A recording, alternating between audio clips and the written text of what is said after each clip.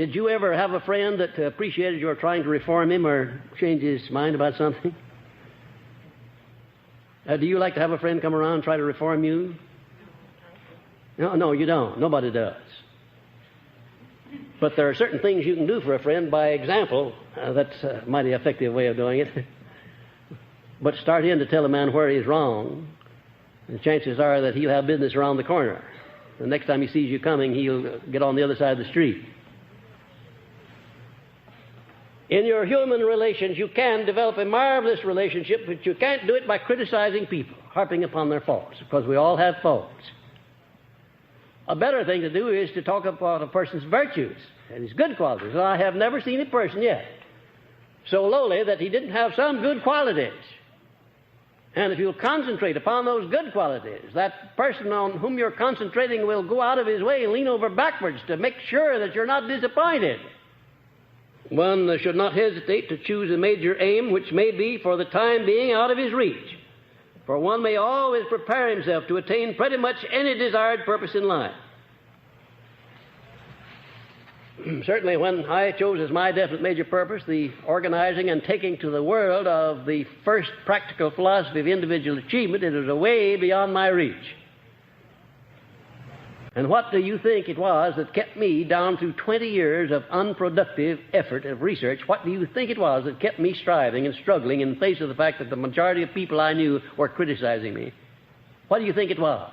I had to have an abundance of faith, and I had to keep that faith alive by moving always as if I knew in advance that I was going to complete the task that Mr. Carnegie assigned to me.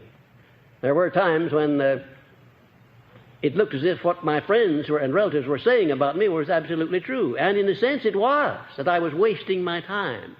From their viewpoint and their measuring stick and their standards, I was wasting 20 years of my time. But from the viewpoint of the millions of people who have benefited and will benefit by my work during those 20 years, I was not wasting my time. You can't fail unless you think you can. If you think you can fail, then you can.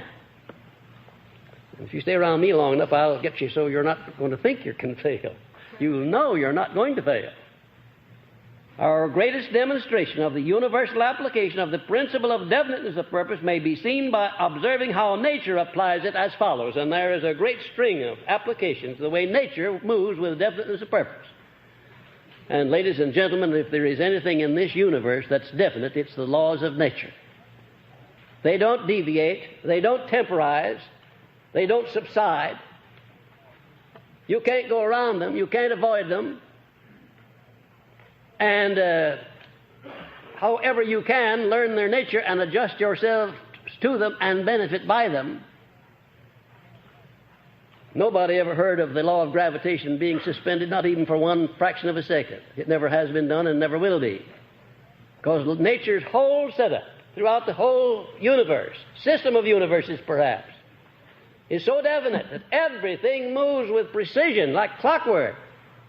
And if you want an example of the necessity of an individual's moving with definiteness, you only have to have a smattering of understanding of the sciences to see the way that nature does things, and then you'll have that example. The orderliness of the universe and the interrelation of all of the natural laws, the fixation of all of the stars and planets in immovable relationship to one another. Isn't it a marvelous thing to know that the astronomers can sit down and with a pencil and a few pieces of paper predetermine hundreds of years in advance the exact relationship of given planets and stars, right where they'll be with relationship to one another, in advance. And you know they couldn't do that if there was not a purpose, a plan under which we're working. We want to find out what that purpose is as it relates to us as individuals. That's why you're in this course. That's why I'm teaching you. I'm giving you that little bit that I have picked up from life and from the experiences of men and from my own experience, so that you will learn how to adjust yourself to the laws of nature in order that you may use those laws instead of allowing yourself to be abused by your neglect in using them. To me, one of the most horrible things to contemplate is the possible cessation of natural laws. Imagine all of the chaos, all of the stars and planets running together, why they'd make the H-bomb look like a firecracker.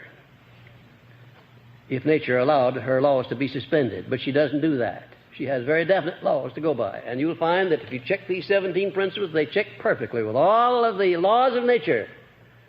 If you get over to that principle of going the extra mile, you'll find that nature is profound in her application of the principle of going the extra mile. When she produces blooms on the trees, she doesn't produce just enough to fill the trees. She produces enough to take care of all of the damages, the winds and the storms. When she produces fish in the sea, she doesn't just produce enough to perpetuate the fish. She produces enough to feed the bullfrogs and the snakes and the alligators and all the other things that still have enough left to carry out her purpose. She has an abundance of things, overabundance. And also, she forces man to go the extra mile, or else he'll perish. He would perish in one season if he didn't go the extra mile. If nature didn't compensate a man when he goes out and puts a grain of wheat in the ground by giving him back 500 grains to compensate him for his intelligence, why, we'd starve to death in one season. If you do your part, nature does her part, and she does it in abundance, in superabundance. And one of the strange things about nature is that if you keep your mind focused on the positive side of life, it becomes greater than the negative side. Always does that. If you keep your mind on the positive side, it becomes greater than all of the negatives that may try to penetrate your mind and influence your life. Look around and you'll find examples, living examples all around you of people that you want to emulate and people you do not want to emulate. People that are failing, and you'll be able to tell why they're failing. I dare say that from this time on, you'll be able to use this philosophy as a measuring stick, and wherever you find a success or a failure, you'll be able to lay your finger right on the cause of it, right on it, and that includes you too.